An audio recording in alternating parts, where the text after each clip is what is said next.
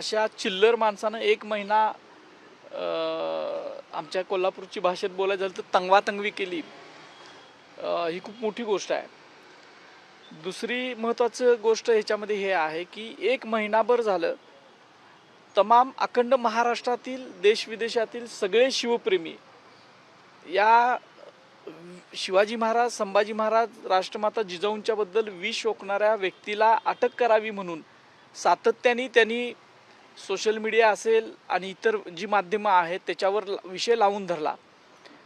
त्या सगळ्या शिवप्रेमींचं पहिल्यांदा मी आभार मानतो की त्यांनी खूप चांगल्या पद्धतीनं पाठिंबा दिला या सगळ्या ह्याला, आणि त्यामुळं शासकीय यंत्रणेवर दबाव आला आणि पोलीस यंत्रणेनं सुद्धा चांगलं काम केलं. आमचे वकील असीम सरोदे असतील, माझे सगळे सहकारी असतील, सगळे पाठीमागे राहिले आणि एका विकृत व्यक्तीला, विकृत इतिहास सांगणाऱ्या व्यक्तीला अटक झालेली आहे आणि त्याबद्दल समाधान आहे. पण इथून पुढं जाऊन जोपर्यंत कायदेशीररित्या अशा व्यक्तीला शिक्षा होत नाही तोपर्यंत हा लढा चालूच राहील. तर आज त्याच्या जामीन अर्जावर उच्च न्यायालयामध्ये सुनावणी देखील होणार होती, मात्र ही सुनावणी होण्याआधीच त्याला ताब्यात घेतले गेले. हा योगायोग म्हणायचा का? तुम्हाला वाटतं का ज्या पद्धतीनं गेले महिन्याभर तो पोलिसांना मिळत नव्हता आणि आज ही सगळी सुनावणी होण्याआधी तो सापडले? आमच्या वकिलांनी, सरकारी वकिलांनी, पोलिसांच्या यांनी खूप चांगल्या पद्धतीनं बाजू मांडलेली होती आणि म्हणून कोल्हापूर न्यायालयातला त्याचा जामीन नाकारला गेलेला होता आणि उच्च न्यायालयात सुद्धा तशीच परिस्थिती होती की जामीन नाकारलं जाणं हे तशा पद्धतीनं होणार होतं असं दिसत होतं आणि त्यामुळंच कदाचित त्याच्या जे काही त्याला वाचवणारी जी यंत्रणा होती महिनाभर, त्यांनी त्याला सल्ला दिला असावा की आता तुझ्याकडे काही पर्याय नाही आहे, म्हणून त्यांनी अटक करून घेतली असेल. कायदेशीर कारवाईपर्यंत अटक आता झाली असली कायदेशीर कारवाई होणं गरजेचं आहे असं तुम्ही म्हटलात. मात्र असीम सरोदे यांनी युक्तिवादादरम्यान देखील कोर्टामध्ये सांगितलं होतं की कोल्हापुरातील देखील काही वरिष्ठ पोलीस अधिकाऱ्यांचं मार्गदर्शन तो घेतोय. मग अशा परिस्थितीमध्ये तुम्हाला वाटतं का की ही सगळी केस स्ट्रॉंग होण्याच्या दृष्टीने कोल्हापूर पोलीस देखील प्रयत्न करतात? खरं तर मोबाईलचे जे तांत्रिक पुरावे जे आहेत ते सगळे पोलिसांच्याकडे अगोदरच जमा केलेले आहेत आणि त्यामुळं ह्याच्यावर चांगल्या पद्धतीनं कारवाई होईल असा मला विश्वास आहे, कारण ही लोकशाही आहे. पण जे काही मंडळी त्यांना सपोर्ट करत होती अशा मंडळींचा सुद्धा शोध आता घेतला पाहिजे. तो कुठं राहिला महिनाभर, त्याच्या संपर्कात कोण होतं, त्याला का सपोर्ट करत होती, त्यानं काय काय हालचाली केल्या, या सगळ्या गोष्टी या जनतेसमोर आल्या पाहिजेत असं मला वाटतं. गेल्या महिन्याभरात त्याला वाचवणारी 1 महिनाभर जर असा चिल्लर माणूस इकडं तिकडं सापडत नसेल पोलिसांना तर त्याला वाचवणारी एक यंत्रणा कार्यान्वित होती असं आपण म्हणू शकतो, असा अंदाज लावू शकतो. त्यामुळं त्यांचा शोध घेणं, आता तो सापडला असेल तर कसून त्याची चौकशी झाली पाहिजे असं माझं मत. त्याला वाचवायचा प्रयत्न करणाऱ्यांवर देखील मग गुन्हे दाखल झाले पाहिजे असं वाटतं का तुम्हाला?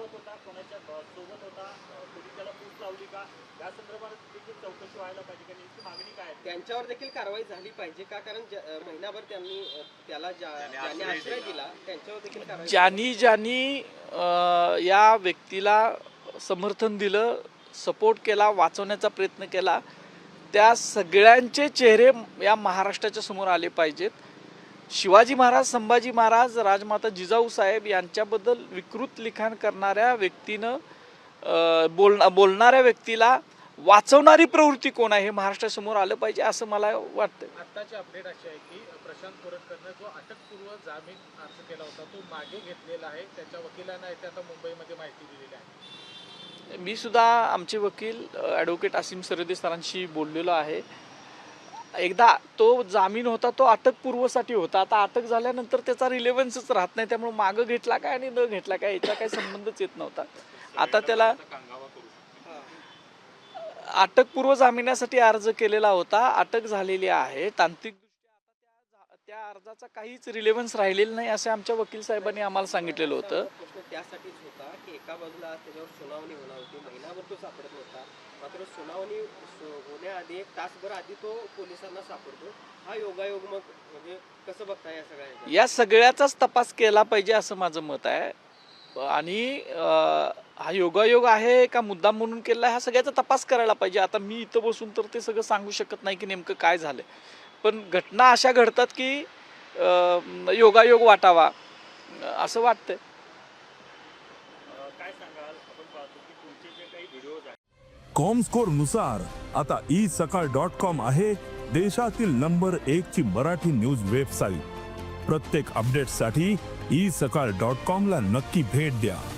त्याच्या खालचे पोस्ट जर वाचले तर अनेक जण विकृत पद्धतीने बोलत असतात. तुम्हाला फोन करताना सुद्धा रात्री 12:15च्या दरम्यान फोन आलेला आहे. म्हणजे कुठेतरी वेगळ्या पद्धतीनं जे खरे विचार मांडतात त्यांना रोखण्याचा प्रयत्न केला जातो या महाराष्ट्रात असं वाटतं. सगळ्या भारतभरातच गेले 10-15 वर्ष ही परिस्थिती आहे. कारण सगळ्या भारतात आपली मित्रमंडळी आहेत.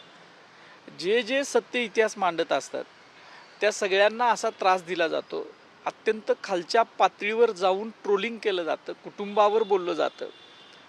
आणि ही सगळी मंडळी जी आहेत ती प्रोफाईल लॉक असणारे असतात किंवा एका विशिष्ट विचारधारेच्या संबंधित एका विशिष्ट विचारधारेच्या फॉलोअर असणारी ही सगळी मंडळी आहेत. आणि ही विकृत मंडळी आहेत. त्यांना फक्त ते पाठीमागून धमक्या ते देतात. समोरून बोलायचं आत्तापर्यंत कुठल्याही व्यक्तीचं धाडस झालेलं नाही. कारण आम्ही सत्य सांगतो आणि सत्य मी तर इतिहास संशोधनाचं जे काम करतो, अभ्यासाचं काम करतो, त्याच्यात कागदपत्र बोलत असतात. मी स्वतःचं काहीच सांगत नाही. जे सत्य कागदात आहे ते मी मांडत असतो. आणि असे ट्रोलिंग करणाऱ्यांना जसे हे कोरटकर सारखे विकृत आहेत तसेच हे ट्रोलिंग करणारे सुद्धा विकृत आहेत. यांच्यावर सुद्धा कारवाई केली पाहिजे. आणि समाज सगळं बघत असतो की ग्रुपनं येऊन कशा पद्धतीनं एखादी टोळधाड जशी असते तशा पद्धतीनं सत्य इतिहास मांडणाऱ्यांच्यावर कशा पद्धतीने एका विशिष्ट विचारधारेचीच मंडळी एकत्र येऊन कसं करतात हे सगळं बघत असतं. शिवाजी महाराजांच्या विचाराने हे सरकार चालतं असं म्हणता. मग अशा गोष्टींवर या सरकारनं कशा प्रकारे लक्ष दिलं पाहिजे, काय खबरदारी घेतली पाहिजे असं वाटतं? महाराष्ट्रात कुठलंही सरकार येऊ दे ते शिवप्रेमी असतं अशी माझी धारणा आहे.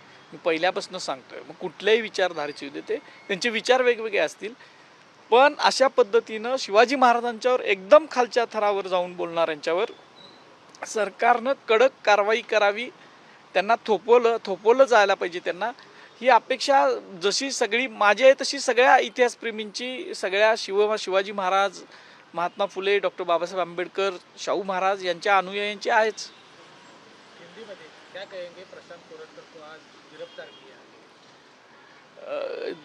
उसको वो इधर उधर भाग रहा था और अभी उसको डिटेन किया गया है, अटक किया गया है, ऐसी खबर आ रही है.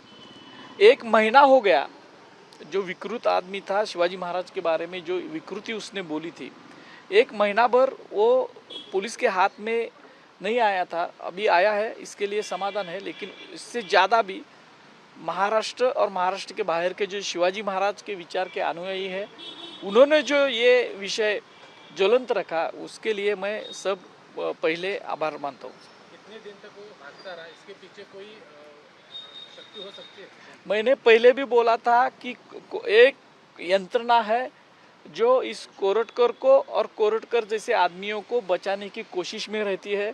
ये कौन सी यंत्रणा है, इसका जो तलाश है वो पुलिस दल ने भी किया चाहिए और महाराष्ट्र का जो शिवप्रेमी मंडळी है उन्होंने भी की. आणि आता कोरटकरचा अटकपूर्व जामीन अर्ज मागे घेण्यात आलेला आहे. एक महत्त्वाची बातमी समोर येते. मुंबई उच्च न्यायालयामध्ये त्यानं अर्ज केला होता.